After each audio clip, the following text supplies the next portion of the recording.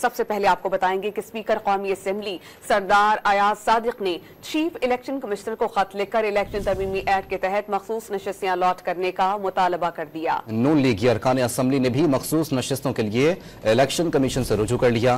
ادھر election commission تاحال P T I کو مخصوص نشستیں دینے کے سپریم کورٹ کے فیصلے پر عمل درآمد نہ کر سکا۔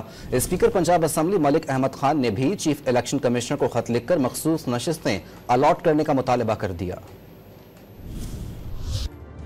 اسپیکر ایاز صادق نے چیف الیکشن کمشنر سکندر سلطان راجہ کو خط میں قرار دیا کہ الیکشن ترمیمی ایکٹ کے تحت کسی سیاسی جماعت میں شامل ہونے والا آزاد رکن اب پارٹی تبدیل نہیں کر سکتا۔ اس کا اطلاق 2017 سے کیا گیا ہے۔ اس پر عمل درآمد الیکشن کمیشن کی آئینی و قانونی ذمہ داری ہے۔ دوسری جانب نون لیگی ارکان پنجاب اسمبلی امینہ حسن شیخ اور محسن ایوب نے الیکشن کمیشن میں دائر درخواست میں استدعا کی کہ قرار دیا جائے جس سیاسی جماعت نے مخصوص سیٹوں کی فہرست نہیں دی وہ مخصوص سیٹوں کے اہل نہیں، اور جن آزاد ارکان نے کسی سیاسی جماعت میں شمولیت اختیار کی وہ دوبارہ پارٹی تبدیل نہیں کر سکتے۔ جن امیدواروں نے انتخابات میں پارٹی وابستگی سرٹیفکیٹ جمع نہیں کرایا انہیں ڈکلیئر کیا جائے۔ ادھر الیکشن کمیشن کے تیسرے مشاورتی اجلاس میں لیگل ٹیم نے آگاہ کیا کہ انٹرا پارٹی الیکشن تسلیم کیے بغیر کیسے مخصوص نشستیں دی جا سکتی ہیں۔ انٹرا پارٹی الیکشن تسلیم ہونے تک پی ٹی آئی کا تنظیمی ڈھانچہ نہیں ہے۔ اجلاس سپریم کورٹ کے فیصلے پر عمل درآمد متعلق کسی نتیجے پر پہنچے بغیر ختم ہو گیا۔